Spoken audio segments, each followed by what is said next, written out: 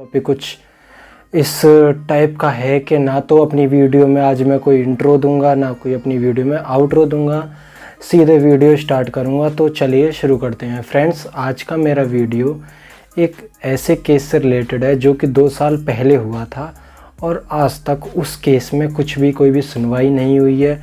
वो केस वहीं के वहीं है। आज 2 साल बाद ऐसा है इस केस में, मतलब आप ये सोचोगे कि मतलब लोग भूल चुके थे इस केस को, किसी को याद भी नहीं था। बट 2 साल बाद आज एक सोशल मीडिया पे ऐसा ट्रेंड चला है इस केस को लेके कि मतलब ट्रेंडिंग में चल रहा है ये इस टाइम पे। तो आज मैं बात कर रहा हूँ निर्मला पंत की। निर्मला पंत की आपने स्टोरी बहुत से लोग जानते होंगे, बहुत से नहीं जानते होंगे। मैं बताता हूँ आपको कहाँ से ये शुरू हुआ था। ये शुरू हुआ था जुलाई 2018 से।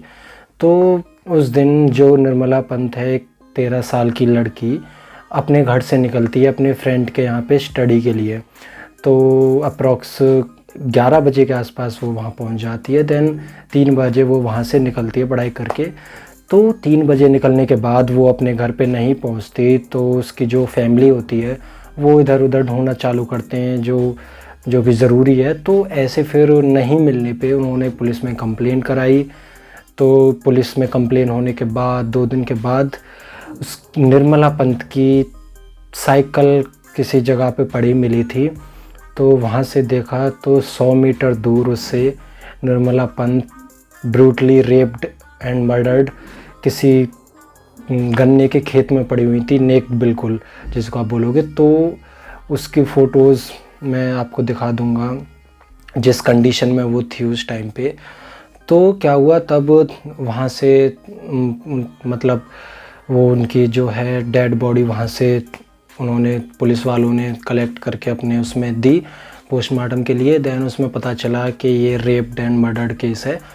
तो फिर उस केस में पुलिस ने एक 41 साल के एक आदमी को अरेस्ट किया था जिसके ऊपर ऑलरेडी एक मर्डर केस था। तो कुछ दिन के बाद मतलब उसको निर्दोष पाया गया, तो उसको वहाँ से छोड़ दिया गया। उसके ऊपर कोई सुनवाई नहीं हुई, कोई कुछ नहीं हुआ, उसको छोड़ दिया गया। देन उसके बाद उस केस पे कोई भी ऐसा काम नहीं हुआ जिसको लेके कि उसकी फैमिली या फिर उसके आसपास के लोग अपने आप को थोड़ा रिलीफ महसूस करें।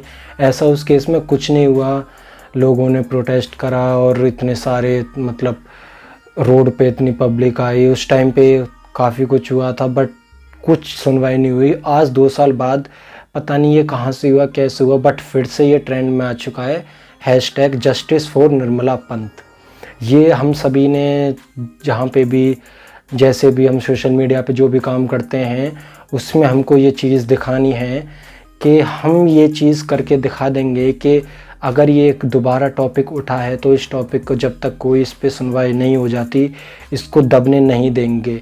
हैशटैग विनोद आप लोगों ने बहुत ट्रेंड करा, बल्कि उसमें ऐसा कुछ नहीं था, फालतू की चीज़ थी।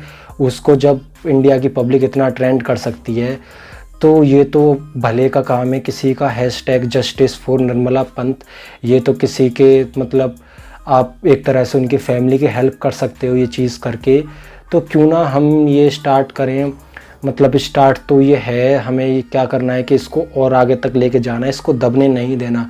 यूट्यूब पे आप देखो, फेसबुक पे देखो, आपने ट्विटर पे देखो, इंस्टाग्राम पे देखो, सब जगह पे ये हैशटैग फॉर निर्मला पंत चल रहा है। जस्टिस फॉर निर्मला पंत का ये आपका ये टॉपिक बहुत ट्रेंड में चल रहा है। तो आप सभी से मैं चाहता हूँ कि अगर हम उस फैमिली के लिए कुछ नहीं कर सकते तो कम से कम हम इतना तो कर सकते हैं कि जो ये दोबारा से मसला ये स्टार्ट हुआ है, दोबारा से ट्रेंड में आया, तो इसको ट्रेंड में रखते हैं कि जो नेपाल की गवर्नमेंट है वो इस केस को लेके आगे बढ़े, कुछ ऐसा करे कि जिससे उसकी फैमिली को 2 साल हो चुके हैं, कोई भी ऐसी राहत की कोई राहत की किरण उन्हें नज़र नहीं आई है। तो हमें कुछ ऐसा करना पड़ेगा कि जिससे उनकी फैमिली को भी थोड़ा रिलीफ महसूस हो इस केस को लेके। बाकी फ्रेंड्स, मैं आपसे इतना ही कहना चाहता हूँ कि ये टॉपिक स्टार्ट हुआ है तो इसको प्लीज़ दबने मत देना।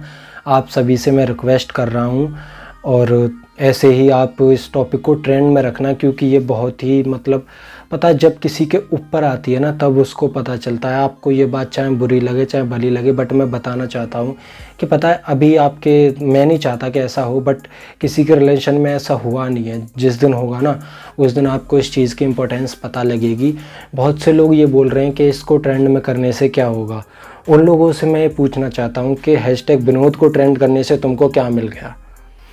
जब वो बेकार की चीज़ को आप इतना कर सकते हो तो ये तो किसी के काम की चीज़ है।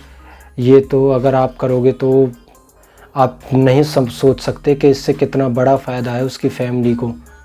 आप विनोद को आपने इतना ट्रेंड किया, वो किसी काम का नहीं था, तब किसी ने ये नहीं बोला कि ये काम की चीज़ नहीं है तो हम इसको क्यों ट्रेंड कर रहे हैं। बट आज किसी के काम की बात आई है तो आपको ये करना पड़ेगा, और चाहे आपका मन हो चाहे ना हो बट करना पड़ेगा, क्योंकि मैं बोल रहा हूँ और मुझे पता है कि जो भी मेरी फैमिली के जो मेंबर्स हैं वो मेरी बात को नज़रअंदाज नहीं करेंगे, सीरियसली लेंगे। मैं ये चाहता हूँ कि जितने भी मेरे फैमिली में मेंबर्स हैं, ऑलमोस्ट मेरी 500 की फैमिली हो चुकी है, तो अगर आप ऐसे करोगे तो आगे भी आप लोगों को बताओगे तो वो भी इस चीज़ को ट्रेंड में लाएंगे, तो धीरे धीरे चीज़ें स्टार्ट होती हैं। तो प्लीज़ आपसे मेरी यही रिक्वेस्ट है कि आप इसको शांत मत होने देना, क्योंकि इससे एक 13 साल की बच्ची को इंसाफ मिलेगा जो कि हैवानियत का शिकार हुई थी। तो आप सभी से मेरी यही गुजारिश है, प्लीज़ सपोर्ट करें hashtag justice for Nirmala Pant. Thank you friends मेरी बात मानने के लिए। मेरा वीडियो यहीं तक था, मैसेज देना था, स्टोरी बतानी थी मैंने आपको ब्रीफ में। तो चलिए फ्रेंड्स मिलते हैं नेक्स्ट वीडियो में। चैनल पे नए हो तो चैनल को सब्सक्राइब कर देना। अगर वीडियो मेरी अच्छी है ये वाली तो इसको लाइक कर देना। कमेंट करके बताना कि आपको ये वीडियो कैसी लगी, और अगर ये मैसेज ज़्यादा लोगों तक आप ब्रीफ में न्यूज़ पहुंचाना चाहते हो तो प्लीज़ वीडियो को शेयर कर देना। तो फ्रेंड्स चलिए आपसे मुलाकात होगी मेरी नई नेक्स्ट वीडियो में।